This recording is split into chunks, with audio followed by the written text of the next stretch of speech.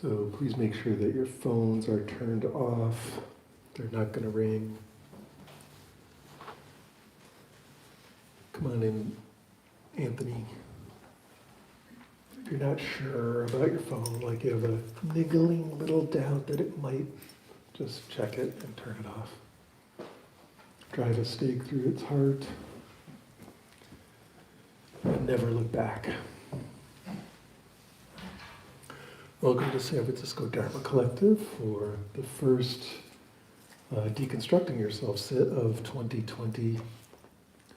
I'm old enough that 2001 sounded like the future to me when it happened, so I don't even know what 2020 is, but here we are. It's past Blade Runner time into something else. As I mentioned, I've got my brand new Christmas shirt on.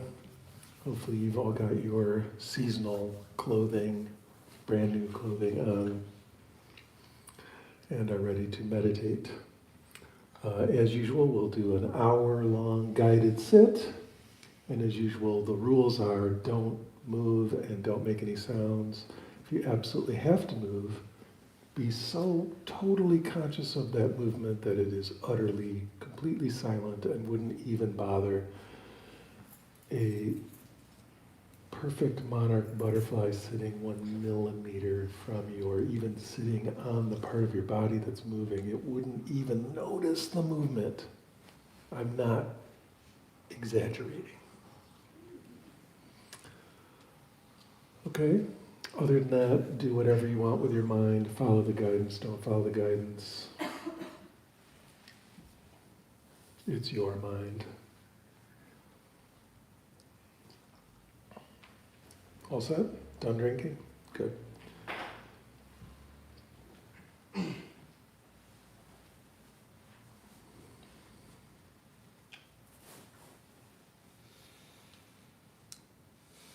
Since this is the first Deconstructing Yourself sit of the year, we'll do just a quick invocation. I will do it because teaching it takes too long. Om Gangadapate Namaha, Om Gangadapate Namaha, Om Gangadapate Namaha. So even though Ganapati is typically thought of as a Hindu deity, the elephant-headed one also makes his appearance in Buddhist practice, especially when we begin things.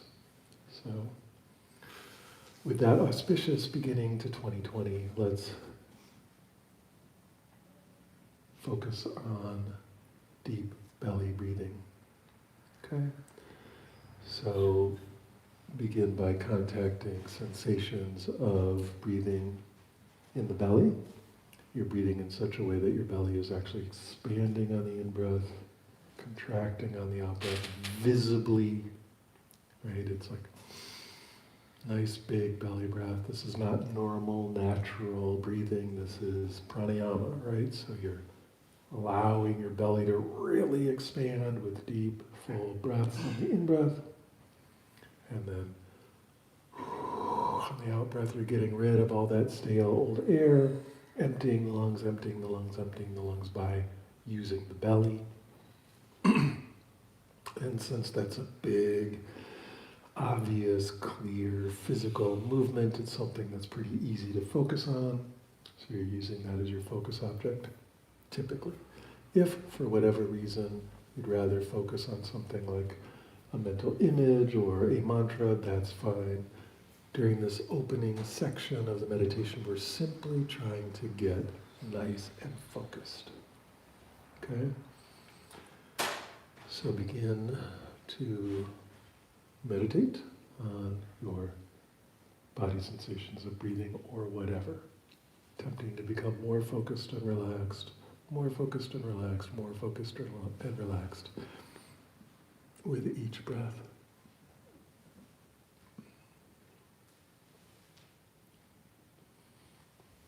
As you're doing that, allow your eye muscles to release and relax so that they're not tense or tight in any way. And in fact, allow any expression on your face to release and drop away and become just a neutral, relaxed face. Allow your jaw to release to the point that your upper and lower teeth aren't touching. Your tongue is just floating like an effortless cloud in your mouth. And notice as your face and head relax in this way, this kind of a wave of relaxation passes through your whole body, allowing it to sink deeply into a more relaxed place.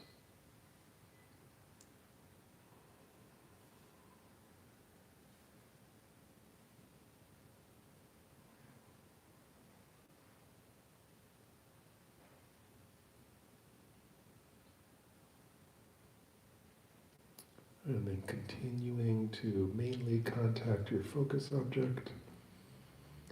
Allow your throat to release.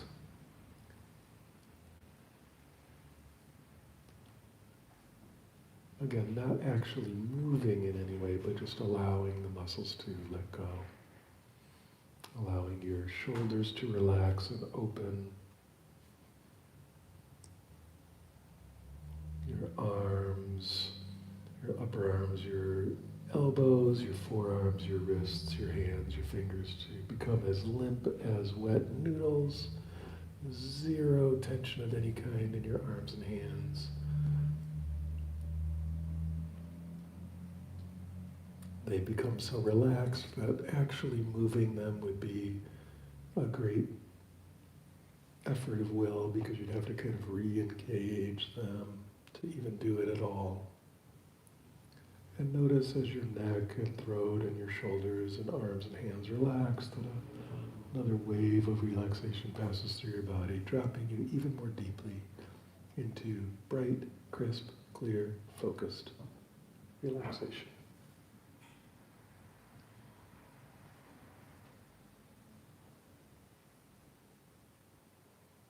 Some of you may begin to notice that being relaxed is oddly joyous, being concentrated is blissful, even slightly, and that gives you even more to focus on. And as you contact this delight or bliss of being focused, opens everything up and drops you even more deeply into concentrated, secluded, gathered, recollected concentration.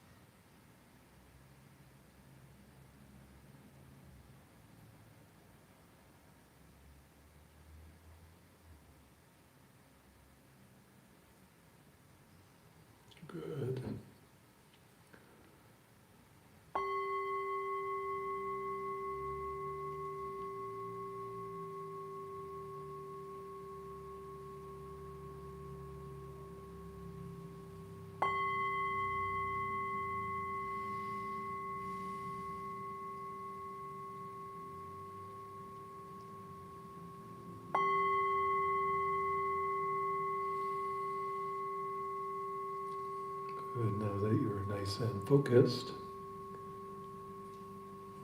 let's begin letting go of contracting the mind around anything at all.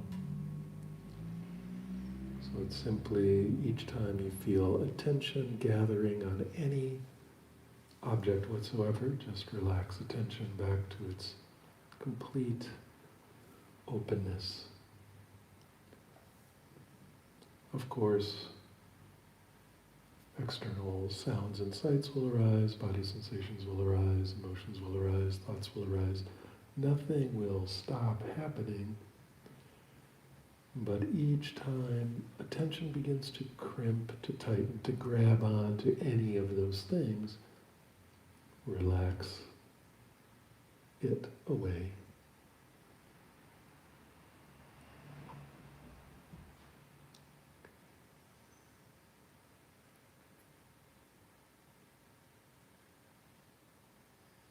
There is no meditation object at all in this practice. In fact, the practice is noticing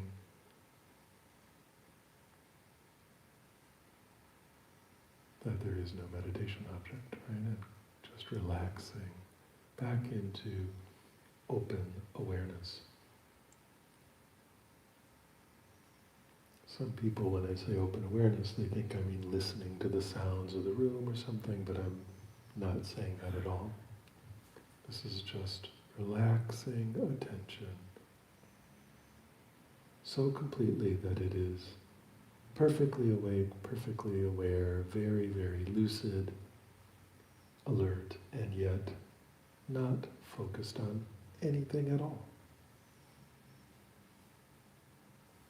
Simply a kind of relaxing the core of your mind.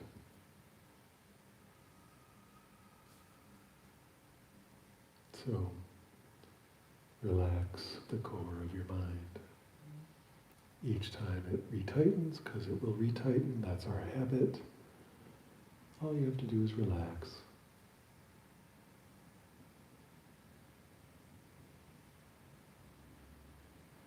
Remember, you can do this with your eyes open, particularly if you keep falling asleep. Open your eyes, stop falling asleep.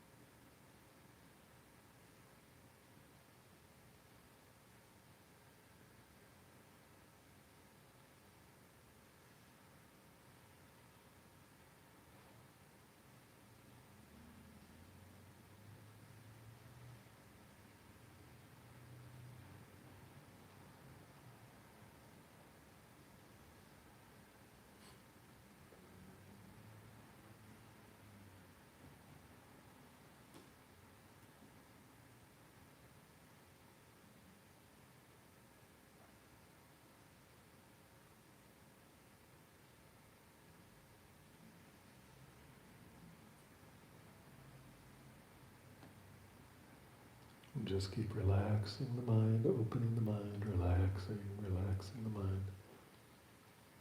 Every time it grabs onto something, just relax and open, ungrab. If you are falling asleep, either open your eyes or stand up.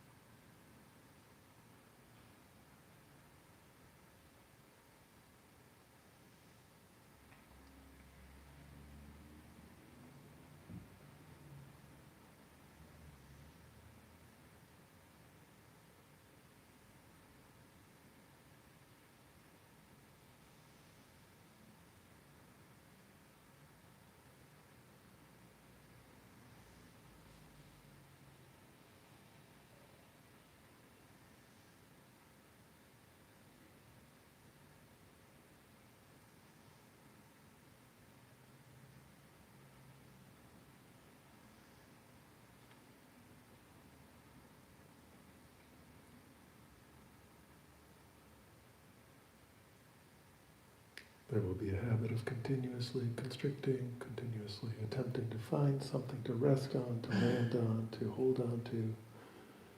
But the movement here is actually the opposite. Let go, fall, drop into open space.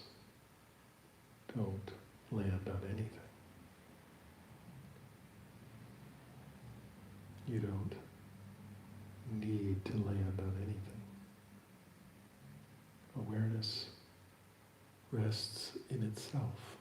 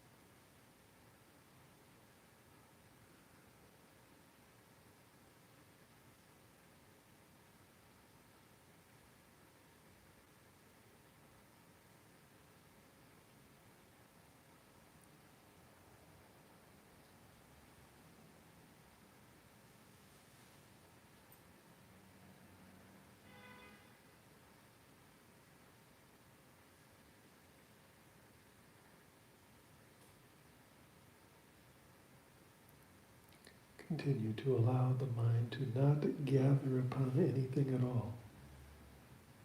Awareness never constricting or tightening onto any object, but rather just being open. One of the things that can happen here is that you can start to get a little tired or a little muddy in there. So you want to make sure you have this lucidity, alertness, clarity, even though there's no object to be clear on. The awareness itself has this clarity or lucidity. It's often called luminosity or brightness, but this is not referring to like a light in the mind. It just means it's crisp, clear, lucid, awake, alert. I could call it awakeness. So you want this quality of luminosity or lucidity or bright awakeness, not a muddy, sludgy,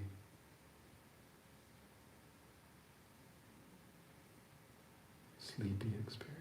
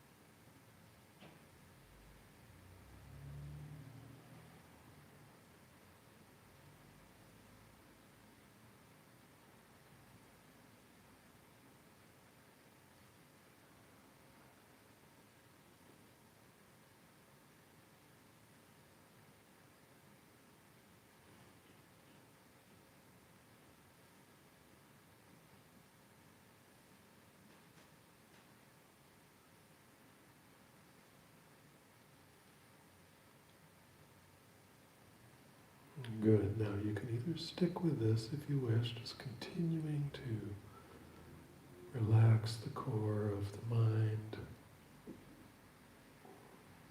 allowing awareness to rest in itself. Or if you want to do something a little more active,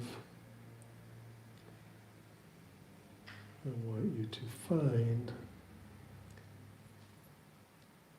the spot where awareness comes from. So actively investigate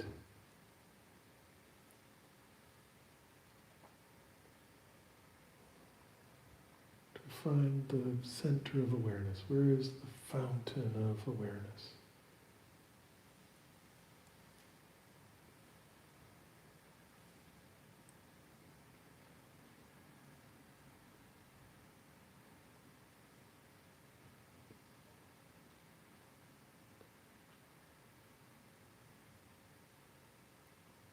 And if you find such a place, then what is the awareness that is looking at that? And where did that come from? What was the fountain of that looking? Etc.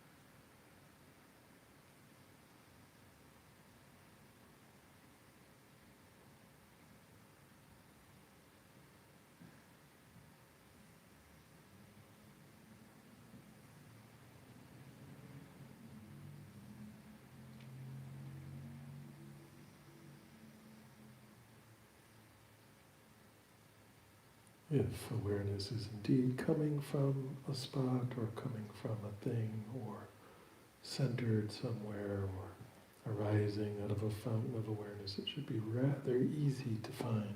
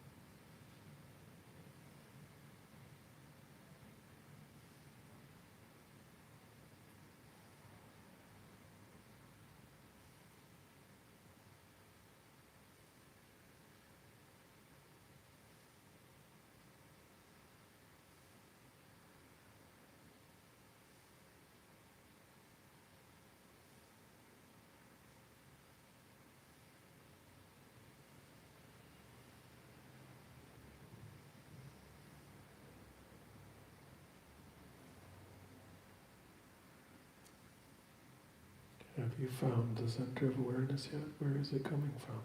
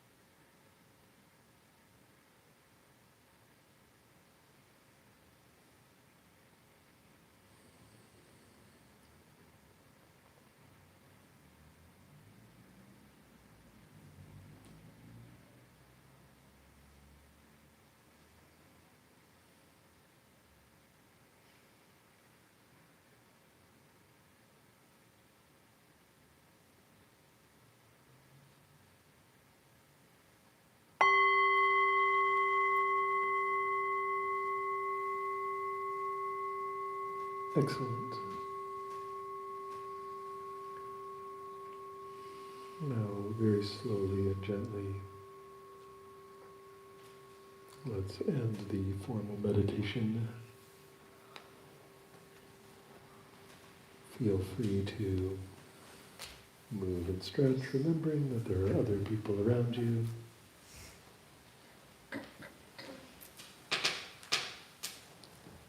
If any limbs are asleep or whatever, try not to stand right up and do an emergency face plant.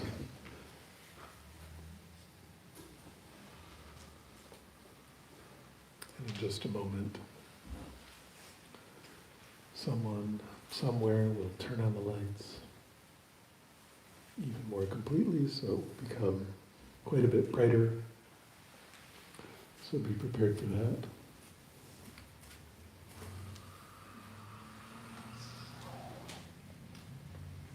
Prepare for brightness.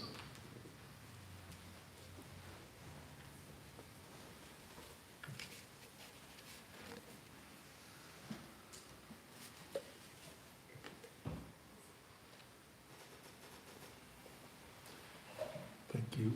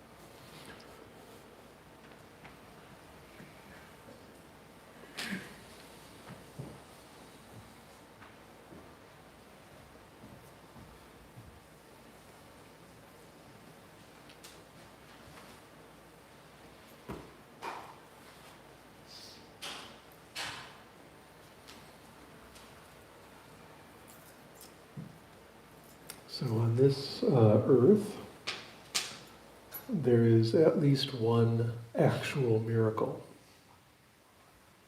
There might be lots more than that, but I guarantee that there is at least one miracle, an unexplainable phenomena that is not only surprising and unexpected, but it is also fucking awesome. And that is that you're having any experience at all right now. That there is an experience. Nobody has the slightest clue how that happens. And or why that happens, or what it's made of. There is no science that explains it. If you get into the science, it rapidly becomes arm-waving. There's just nobody knows how it works. And what is the core feature of that experience? The fact that you're having an experience right now, that's awareness, right? You're aware of something happening. The lights are on in the mind, right? Experience is occurring. It's like something to be you right now.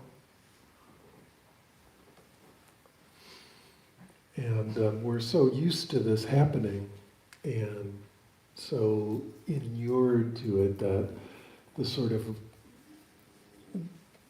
bare knuckle slam in the face of how amazingly, shockingly awesome that is gets kind of wore off after a while.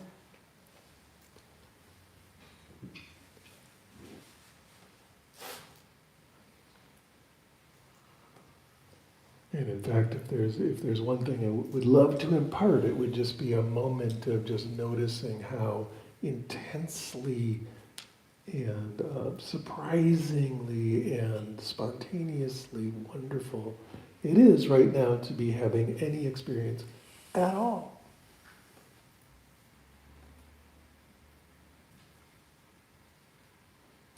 And because we get inured to that and bored of it and wrapped up in things, we imagine that what matters is what the experience is made of.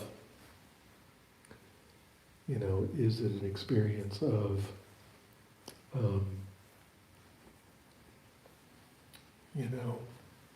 the child from the Mandalorian appearing on your TV screen and filling you with joy at its ethereal cuteness?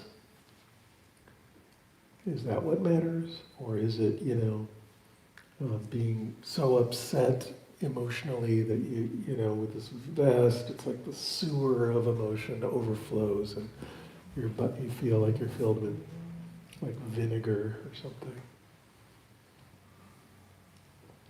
That's a different kind of experience, right? Or sitting here meditating, it's another kind of experience. But in one way of looking at it, and I'm not saying it's the only way of looking at it, but in one way of looking at it, none of that matters at all. That is just a side effect or a footnote. What matters is that there is an experience. That the lights are on. There's no reason that we can think of that dumb matter should do that.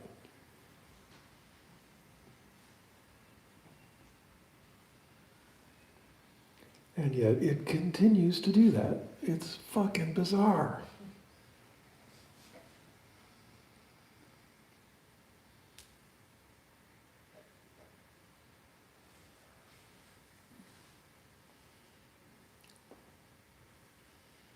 Here we are in a Buddhist meditation center, and we think about this individual sometimes called the Buddha, or maybe even other individuals, other Buddhas, but we often forget what the damn word means in the first place, which is to be awake. And sometimes that might mean some kind of special cosmic awakeness, but it could also just be the fact of awakeness, of attention, of experience, right now. That anything is happening at all is one way of understanding this idea of Buddha, of awakeness, right? There is an experience. Everything else comes after that. Good experience or bad experience, or it's made of this or that, or then there's words and then there's ideas. But the core, most basic, most obvious thing is, bang, awake. There is something happening. And it's called awareness, or consciousness, or whatever. No one can agree on exactly what these words mean, because we can't agree on anything, right? But notice right now that it's possible to notice, and that's what we're pointing at. And then once you notice that it's possible to notice, just keep noticing. That was the whole meditation, right? That's really what we did. And maybe you were asleep, and maybe you were fidgeting, or doing a lot of neck yoga, or maybe just, really hanging out with the Mandalorian, wondering what next season will be like,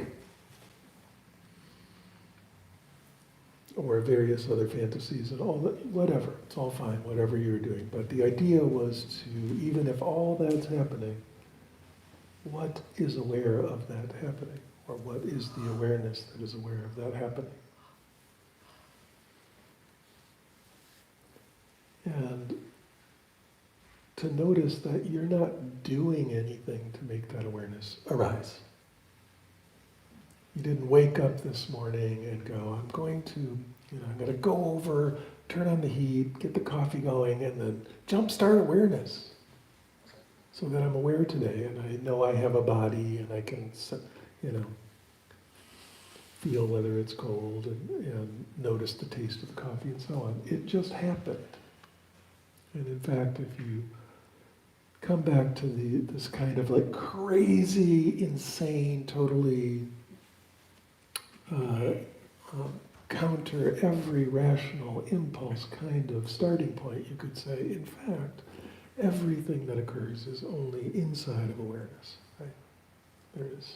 It's a secondary thing to the fact of this awakeness, or even tertiary, or even beyond that.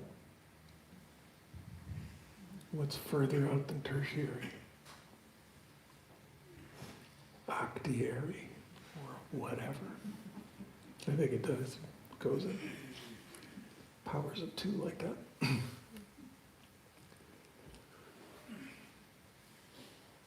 And again, if you looked for the center of awareness, well, anyone find it? Raise your hand if you found the center of awareness. The fountain, the core, where it comes from. Hint, if you raise your hand, I'll kick you out right now.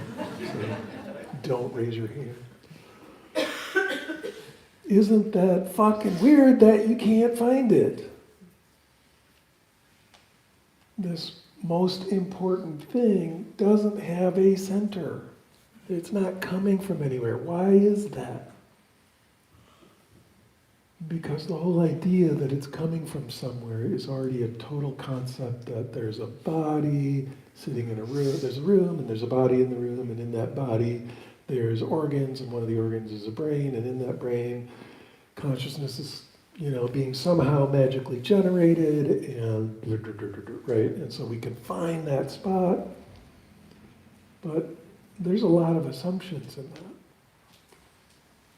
And instead, coming back to what you're directly experiencing, which is that, if you let go of the assumptions, what you're directly experiencing is the opposite of that. That there's awareness, and that there's a room, and a body in awareness.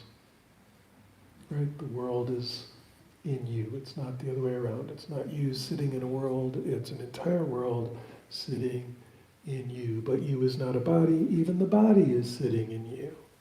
Even the supposed brain is sitting in you. You, in this case, is that experience, that bink, lights on awakeness.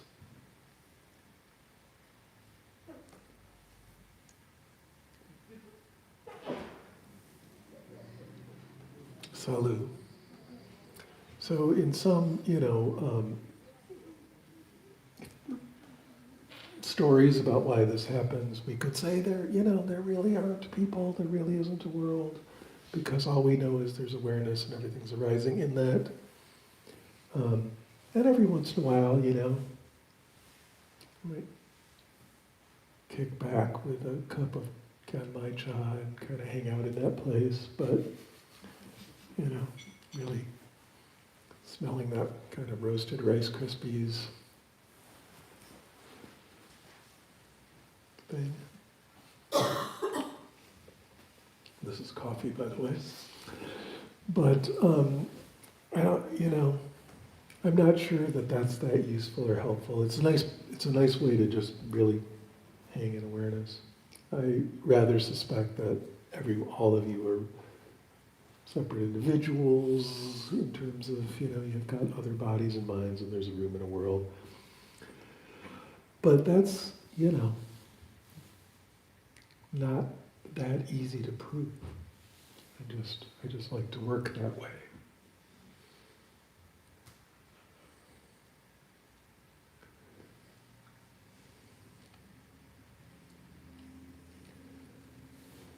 And so there's kind of two ways to approach meditation, which we'll get to, but this idea of what's going on with attention or what's going on with awareness is really interesting, right?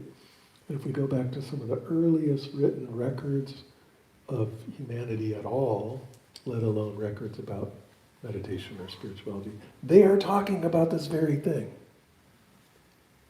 Right? The absolutely first written records are probably spreadsheets about, buying sheep and stuff like that. It's mainly spreadsheets.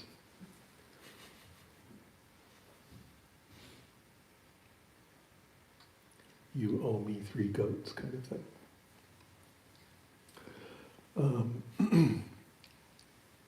But directly after that, they start going, isn't it fucking weird that you're aware of anything? And one of the first places they do this is in the Upanishads, which are really, not all of them, but the oldest ones are very old. And, a very famous Upanishad, they talk about like, hey, there's different kinds of awareness. Sometimes you're walking around and, talking to people and stuff. That's normal waking consciousness. And sometimes you're dreaming. Isn't that strange? That's kind of number 2. That's dreaming consciousness. And sometimes you're all the way asleep. Number 3, deep dream of sleep. And then they're like, but there's this 4th thing. There's this other thing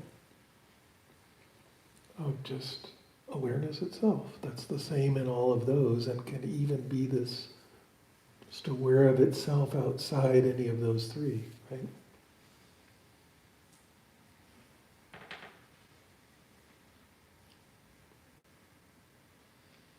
Isn't that fucking weird? It can just be awareness. Aware of awareness.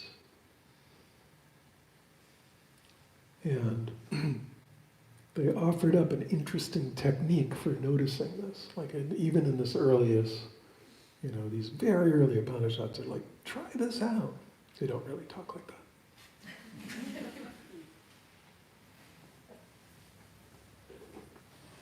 But in my version of this Upanishad, they're like, try this out.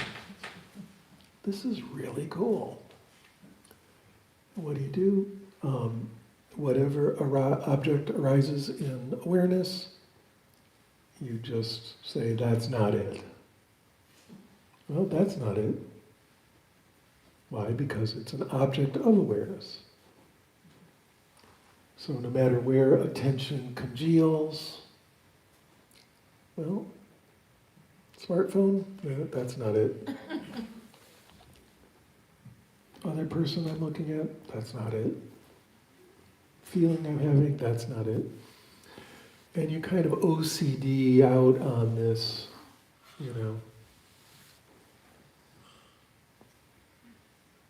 practice of just saying, yeah, that's not it. This room, nope, that's not it. Okay, the carpet, that's not it.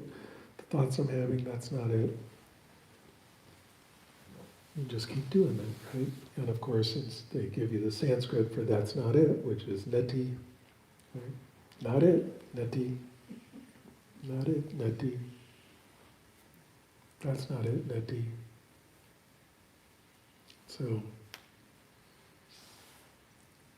in this very, very early Upanishad, they give you this whole practice of just whatever's arising in awareness, whatever you're attending to, that's not it. And where does this lead eventually? If you do enough of it, your mind relaxes. You quit congealing on objects of attention. And instead, awareness rests in itself, right? And notices awareness. This is just another way of doing the dropping the ball, right? Relaxing the core of your mind. It's the same thing, it's just a little more effortful way of doing it. Each time the mind congeals on something, you're going, yeah, that's not it. Don't congeal on it.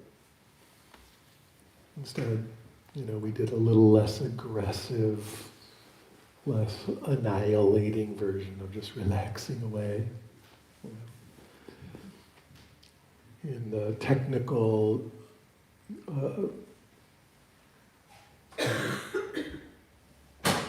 like theological language, this is via negativa, right?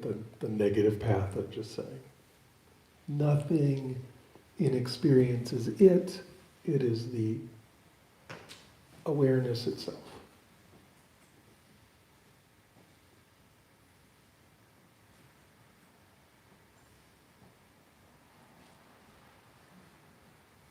So again, just far enough back, thousands of years, just past you owe me 3 goats, we have, check this out. Notice the fact of awareness. Notice how amazing that is.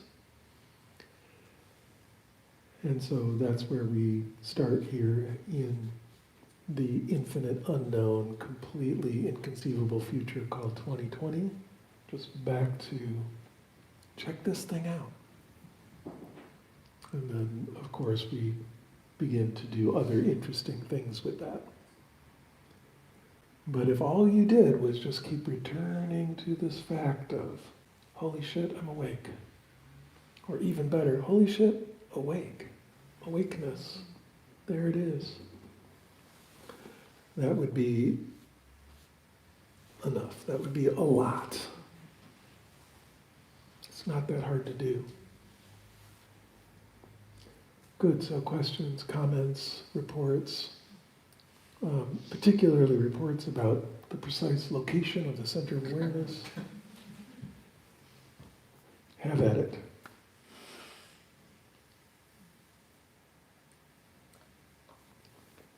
Mimi-san. I had an interesting experience relative to this Dharma talk. So it was during the, It was this morning. I was Okay. doing a metta meditation. Yes.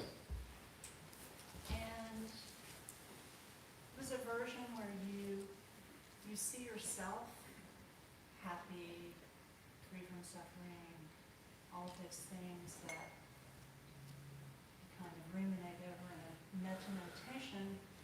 And I realized that, in a way, it was describing residing in pure awareness. Yes. Because that's where you're free from suffering, and that's where you're full of loving kindness, and free from anxiety, and free from pain, all those things. And it was just really interesting, like mallet of clarity that came down on my head, and I was like, oh, but wait, this is describing being present and being fully aware. Mimi has just delivered a beautiful Dharma talk. So, thank you. Yes. Right? All those things are things we might be aware of, right? And again, if we're just resting in awareness,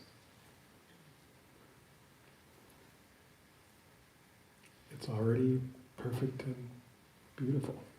Right?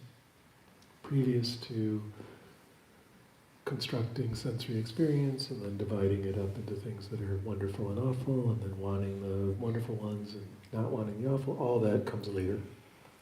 So we just roll it back, roll it back, roll it back, and notice the fact of awareness, and something really, really interesting starts happening.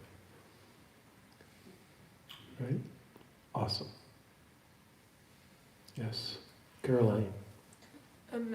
For Christmas, I got this little Buddha board, I guess it's called, and it's this little 4x6 thing where you take a brush and you dip it in water and you make a line, and it slowly evaporates or disappears, the line does.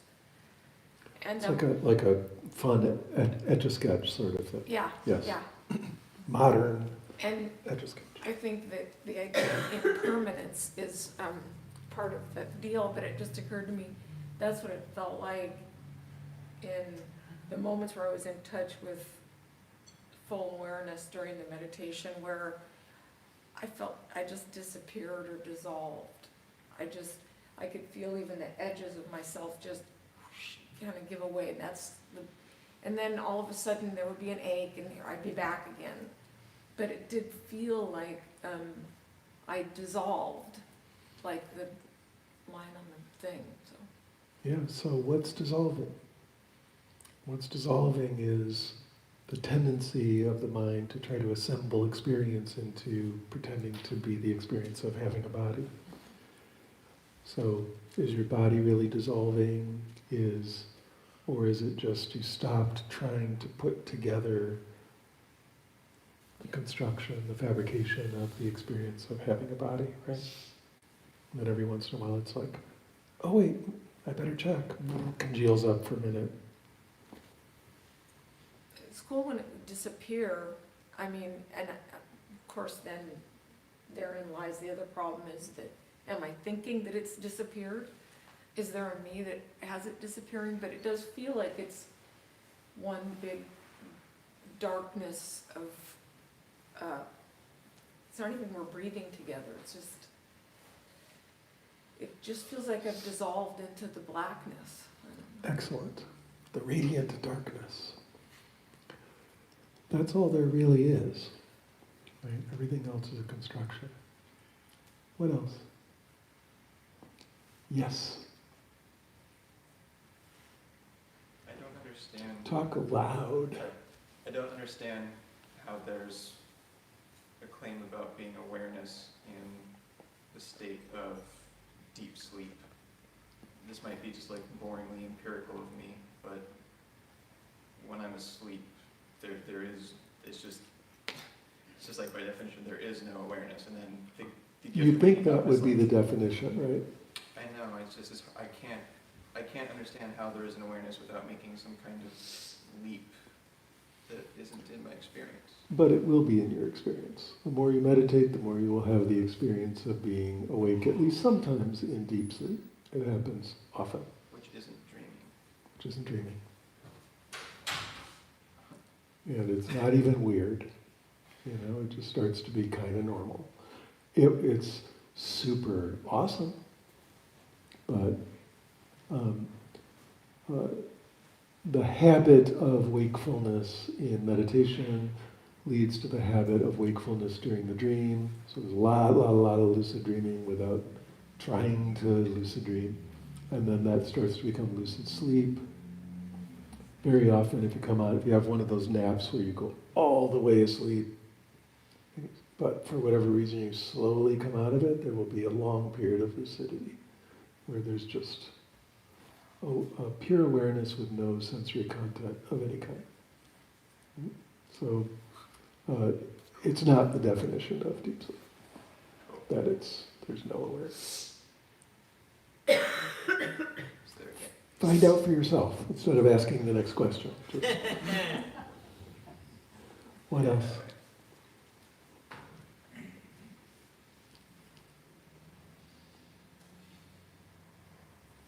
I'm unbelievably happy to see you all here. That's why I keep having this idiot grin. Really, really, really nice to see everyone. I missed being here.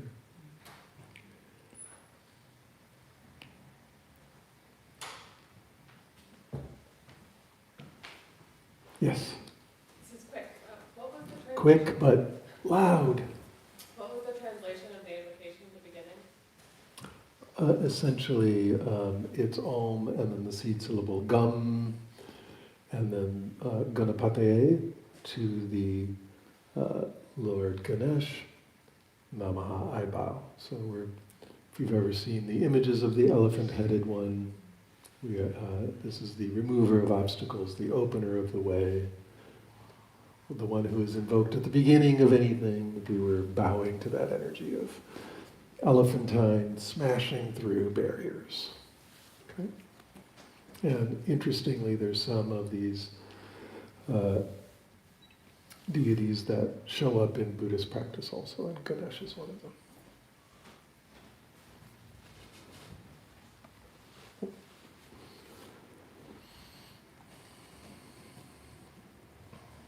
Elliot.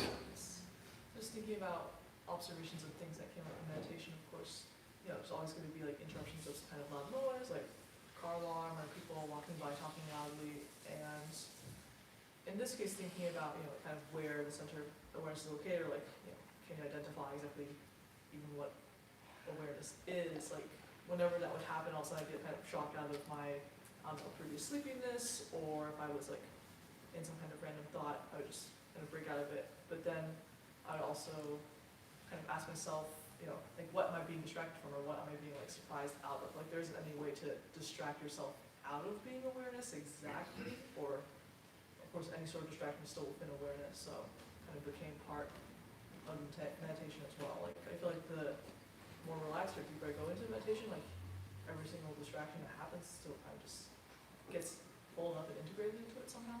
Yep. It's really cool. That is really cool. Thank you. And in fact, what's the other direction this goes? Instead of everything being not it, can flip the whole meditation on its head and have every meditation object or every object of attention noticed to be nothing other than awareness, right? So that's the other gesture, the Tatvamasi, the I am that gesture. Instead of it's not it, no matter what arises, is it, is made of awareness, right? So you can, instead of taking everything as a distraction, it can be quite the opposite. So impossible to be distracted.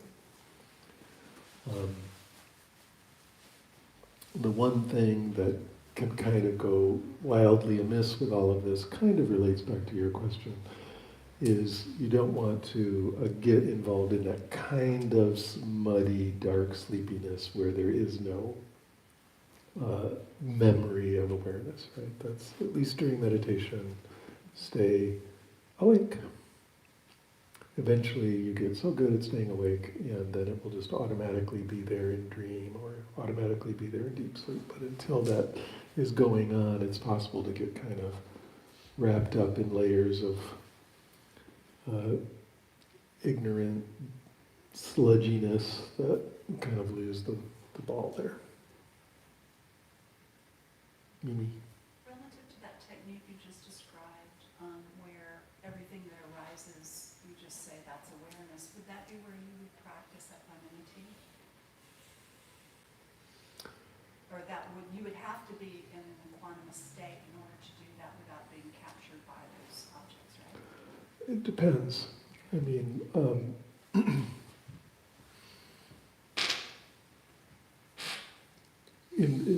in the place you're asking the question from, I would say yes. You could also say, what's being captured at all? And what if non-equanimity, some kind of big emotion, is part of what is made of pure awareness? There's a whole other way to go there, right? So we can kind of come at it from two angles. But yes, in general, there's a kind of super equanimity, we might call it, available with all of this. But again, it's not really pointing towards the kind of, kind of smaller, or let's say more defined idea of equanimity as a certain lack of strong emotion or whatever. Yes, Amanda. In terms of the muddiness, I often get frustrated when I do this kind of meditation because I find that it gets trancy and sort of sleepy, and then I'm in like a tug of war with being too tight and too loose. Okay. But then you mentioned the word awakeness several times, and then I just thought, well, maybe I'll experiment with, like, instead of resting in awareness, I'll rest in awakeness. Which in the way I'm defining it is exactly the same thing. That's what I was going to ask. Yeah. That's great. Okay, so I can just do that. Go ahead and do that. Yeah, it was a lot more vivid when I did that. Yeah, and this vividness is so part of what's so, like, I keep calling shocking or fucking cool or really intense. It's like remarkably vivid. Yeah. And often they're calling it luminosity, or vividness or brightness. And again, it doesn't mean that it's like bright like a light or vivid like the sun. It's bright and vivid in the sense of it's really awake. But when it got really vivid when I did that, it was great, but then kind of, like when I was able to rev it up is not the right way to say it, but to have it be very awake and to be kind of resting in the awakeness and hold it that way, which made everything bright, then everything, like all of the objects kind of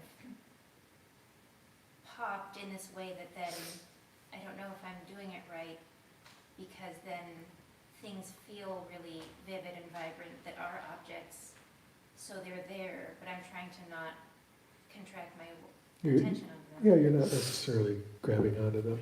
Also notice you're not making attention more awake or awareness more awake. It's all, you're just coming out of being wrapped up in the dream of non-awakeness, right? There's no revving that can happen. It's just a kind of noticing, right? So just relax more. Even if it's a tug of war, let it be a really gentle, soft, easy tug of war with no criticism and no, negativity getting in there and saying how it should be better or different. Just throw all that out. Okay? Yeah. Yes? Yeah, I think a meditation practice has definitely helped me like bring that freshness and awakeness, have it like reverberate through the rest of my life. So even when I'm in traffic or I stub my toe or any like things that would be mildly annoying, they kind of are able to be, you're able to let it go much easier. But I was wondering if you had any advice on when it gets a bit tougher or like more intense periods of suffering, that at least traditional suffering, how to like bring yourself back to that center of like, stillness. There is no center of stillness. And the way to bring yourself back is to just notice that you're noticing suffering right now, right? And you're instantly back in. There's nothing to do, there's no distance to move at all. The whole idea that you think there's distance to move is part of what's causing the suffering. And so dropping that right then, just drop it, and it instantly flips it, right? That's what's so odd, I'm teaching this as a technique, I'm showing you how to do it, I'm offering advice about how to do it, but the real technique is to just fucking drop it. Bonk. Aware, you don't have to do anything to be awake. So it's spontaneous, effortless, already there, right? And because sometimes hearing that over and over can just seem like some kind of cruel mindfuck and just help me do it, there's all these techniques to help you do that, but it just comes back to in the middle of being, flooded with emotion. I was just back in the Midwest this week, and I was in a room where, let's say 2 people very important to me were sitting in the room who had not sat together in a room for 40-some years, 45 years almost. And that was, for a bunch of reasons, emotionally very charged. And not just one emotion, a whole bunch of emotions, all of which are negative, a few positive ones. And, it's very easy to just start, getting wrapped up in that. But it's a kind of tightening, right? You're grabbing, oh shit, you feel everything just, but it's so easy to just drop the ball, just relax. And by relax, I don't mean stop having an emotion. Just let it go. But notice there's enough room and awareness for not just a bunch of emotion to happen, but a whole universe to happen. There is tons of fucking room and awareness. And so it only gets really intense when you pretend to shrink the space down to just, where are the emotions happening in my body? But that's just a fantasy. It's like, just come back to, there's way more than enough room for all that emotion. In fact, way more than enough. And it starts to engender a very different kind of experience. One where you're not trying to control the emotions or process them or do anything in particular at all to change them, because you're fine with even a bunch of difficult stuff arising. Right? So that's what I would recommend. Does that make sense to you? Does that seem like a cruel mindfuck? Yeah, okay, good. Jess. My body was spasming Your whole body? The right side. Mhm. I didn't see it happening, so it must have been kind of small. I remember what you had said before you started. But it was like very, it would just shake involuntarily and just like electric shock. Sure. So I started just, I don't know what it is, I haven't moved much today for a couple days. And then so I just started doing this slow movement over the hour. That kind of helped, but yeah, that's part of my report. Okay, so you know kriyas. Kriyas are happening. Sometimes involuntary motion called kriyas occurs. There's two theories. One is let it happen, do movement like that. Another theory is just stay stock still, no matter how much it's trying to happen. Different meditation traditions work with this in totally opposite ways, and weirdly, they both work. You know, so the main thing is to just understand that happens, it's totally normal, and to not get tripped out about it, which it sounds like you didn't. So time-wise, let's do the SFDC announcements, and then we can get back to Q&A if you guys have more burning questions. So Genevieve will now announce. Hello, everybody. Hi, Genevieve. Hello, everybody. Yeah, so we have so many exciting things coming up. Death Song is on Saturday. Death Sangha this Saturday. Please come and have that experience. It will be super intense. As usual, there's a gigantic trigger warning. We will, on purpose, attempt to trigger the living crap out of you. So don't come if you're not ready for that. And then we have Michael Owens with Dharma Doors on Sunday evening at 7. We're also really engaged in a big volunteer recruitment effort. So if you have been thinking that maybe it might be fun to be the person at the front desk, it is fun to be the person at the front desk, and we would love to have you join us. We're having a volunteer appreciation party coming up. I do not know the date off the top of my head, but I will happily look it up and tell you about it. There's some flyers on the wall for other upcoming events. And of course, we rely on your donations to continue to operate here in the space. It costs us about $330 a day, which works out to about $30 per person who walks through the door. So if you can give, please do. If you can give a little more, please do, to cover the cost for someone who can't. And if you can't, that's fine too. We welcome everyone. Thanks, guys. Thanks, Genevieve. Let's see, later this month I have a day-long coming up. We haven't even decided what that's going to be, but I'll make it something awesome. It's later in January. If somebody has the date handy or can look it up on the website, I'll announce it. Otherwise, I have blanked out what the date is. Another thing I'll be doing is not the first week, but the second, third, and fourth week of February, and then the first week of March, I'll do a 4-week class on meditating using the stack model that I've talked about quite a bit. And so we will, on Tuesday nights, be meditating up and down the stack and learning a lot of theory, stack theory, how to deconstruct in the Vipassana way, and also how to do the opposite of meditating in this non-dual way, right? So both directions up and down the stack. So I'm going to do, this is a first time ever for teaching this as a 4-class thing. I'm going to really unpack a lot of details about that model. And so if you're ready to take the stack challenge, we're going to do that on Tuesday nights starting the second week of February. All right, everybody, let's actually contact pristine, spontaneous, effortless awakeness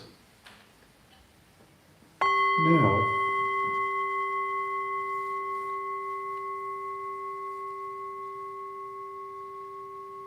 If you think there's something to do in order to contact that, you're already doing it wrong.